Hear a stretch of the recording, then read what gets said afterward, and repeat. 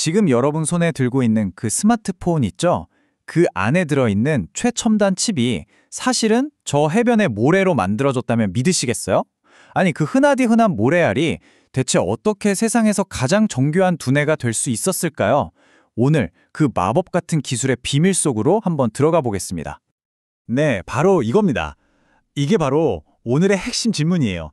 그냥 돌멩이나 다름없는 아무 능력도 없는 이 물질을 어떻게 현대 기술의 심장부를 만들 수 있었을까?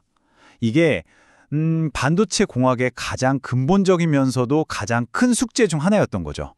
그 해답이 바로 이온주입이라는 기술입니다. 이름만 들으면 좀 어렵게 느껴지시죠? 근데 원리는 생각보다 간단해요. 실리콘이라는 재료에다가 다른 종류의 원자를 총처럼 쏴서 콕콕 씹는 겁니다. 말 그대로 실리콘의 DNA 자체를 바꿔버리는 거예요. 이걸 우리가 흔히 도핑이라고 부르는 거고요.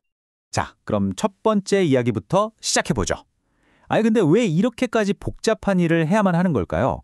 그 근본적인 이유부터 한번 짚어보겠습니다. 자, 이 표를 한번 보세요. 차이가 확 느껴지실 겁니다. 왼쪽에 있는 순수 실리콘은요, 그냥 전기가 안 통하는 돌멩이, 아무것도 그릴 수 없는 하얀 캔버스 같은 존재예요. 그런데 도핑을 딱 거치고 나면 이 실리콘이 전류를 마음대로 조절할 수 있는 반도체가 되는 겁니다. 이제 우리가 원하는 그림, 그러니까 전자회로를 그릴 수 있게 된 거죠. 정말 쓸모없던 돌멩이가 모든 전자기기의 심장으로 다시 태어나는 그런 순간인 겁니다. 이 도핑이라는 게 재밌게도 두 가지 맛이 있다고 생각하시면 편해요. 붕소 같은 걸 넣어서 플러스 플러스 성질을 띠는 P형 반도체가 있고요. 인이나 비소 같은 걸 넣어서 마이너스 마이너스 성질을 띠는 N형 반도체가 있는 거죠. 그리고 바로 이 두 가지, P형과 N형이 딱 만나야만 전기를 켰다 껐다 하는 스위치, 바로 그 트랜지스터의 기본 골격이 만들어지는 겁니다. 아니, 근데 잠깐만요. 눈에 보이지도 않는 그 작은 원자를 어떻게 실리콘에 정확하게, 그것도 원하는 깊이에 딱 심을 수 있을까요? 자, 지금부터 이 공정을 제가 원자대포에 비유해서 아주 쉽게 설명해 드릴게요. 이 원자대포, 작동 방식은 크게 세 단계예요. 첫째, 쏠 원자를 그냥 쏘는 게 아니라 전기를 띤 총알, 즉 이온으로 만들어줍니다. 둘째, 이 총알을 강력한 전기장으로 어마어마하게, 거의 빛의 속도로 가속시키는 거예요. 그리고 마지막, 관역인 실리콘 웨이퍼에 정확하게 탕 하고 쏘는 거죠. 자, 여기가 진짜 핵심입니다. 이 공정이 거의 예술의 경지라고 불리는 이유가 바로 이 세 가지를 완벽하게 제어하기 때문인데요. 총알을 얼마나 세게 쏴서 깊이 박을지 결정하는 에너지, 총알을 몇 개나 쏠지 결정하는 도즈, 그리고 이걸 또 어떤 각도로 쏠 건지 결정하는 틸트까지. 이 모든 걸 나노미터, 정말 상상도 안 되는 단위로 조절하는 겁니다. 대단하지 않나요? 그런데 말이죠. 여기서 엄청난 반전이 하나 있습니다. 이렇게까지 정밀하고 어떻게 보면 우아해 보이는 이 공정에 사실은 아주 거칠고 파괴적인 얼굴이 숨어 있다는 거죠. 물론 이온 주입 장점이 엄청납니다. 옛날 기술보다 훨씬 정밀하고 심지어 상온에서도 공정이 가능하거든요. 하지만 정말 치명적인 단점이 있어요. 이 원자 총알이 실리콘에 박히는 그 순간 아주 질서정연하게 서 있던 실리콘의 결정 구조를 그냥 와장창 하고 박살내버린다는 겁니다. 이 비유가 정말 딱이죠. 잘 쌓아 올린 카드집에다가 볼링공을 냅다 던지는 거 한번 상상해 보세요. 어떻게 되겠어요? 난리가 나겠죠. 원자 세계에서는요, 딱 그 정도의 대혼란이 벌어지는 겁니다. 당연히 반도체가 제대로 작동할 수가 없겠죠. 그래서 이 박살난 구조를 반드시 수리해줘야 합니다. 그게 바로 어닐링이라는 공정이에요. 쉽게 말해서 아주 짧고 강력한 열로 충격을 딱 줘서요, 망가진 구조를 다시 예쁘게 정렬시키고 또 주입된 원자들이 제 역할을 할 수 있도록 활성화시켜주는 겁니다. 뭐랄까, 초고속 물리치료 같은 거라고 생각하시면 돼요. 자, 이제부터 이야기가 정말 재밌어집니다.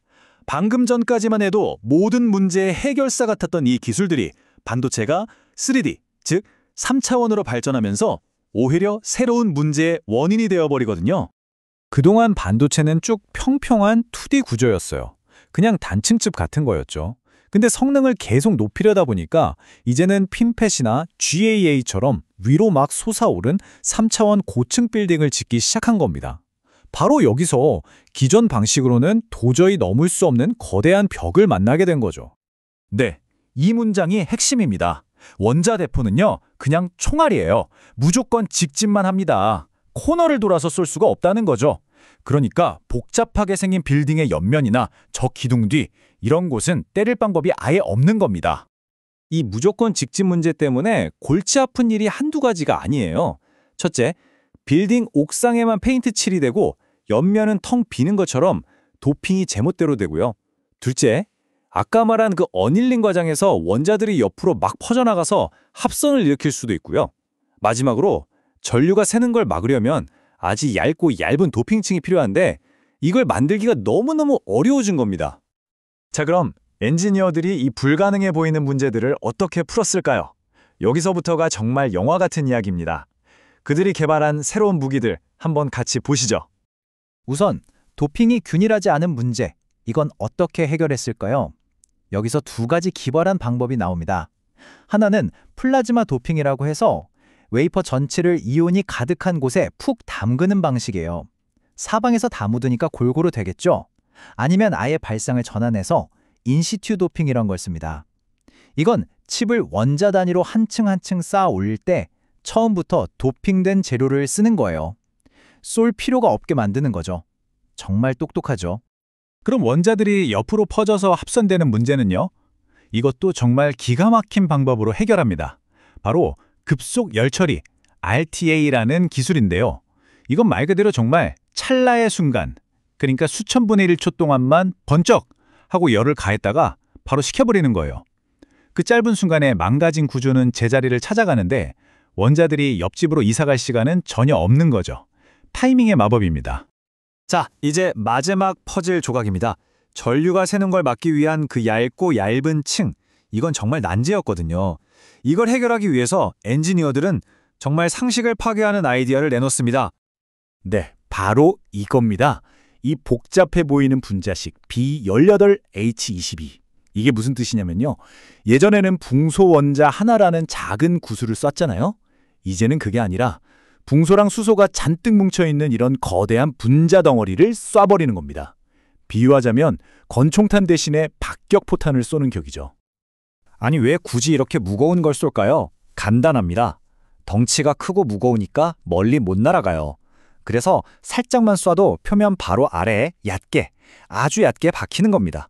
덕분에 굳이 높은 에너지를 쓰지 않고도 우리가 극토록 원하던 얕고 정밀한 층을 만들 수 있게 된 거죠. 정말 대단한 발상의 전환입니다. 결국 혁신이라는 건 이렇게 불가능해 보이는 지점에서 시작되는 것 같습니다. 자, 이렇게 해서 단순히 원자 하나를 쏘는 것에서부터 시작해서 층층이 쌓아 올리고 심지어 거대한 분자 덩어리를 쏘는 데까지 반도체 도핑 기술의 여정을 함께 살펴봤습니다. 이제 트랜지스터의 크기가 정말 원자 몇 개 수준으로 작아지는 시대가 오고 있습니다. 과연 우리 앞에는 또 어떤 불가능의 벽이 나타날까요? 그리고 미래의 엔지니어들은 그 벽을 어떤 기상천외한 아이디어로 넘어설까요? 정말 기대되지 않으신가요?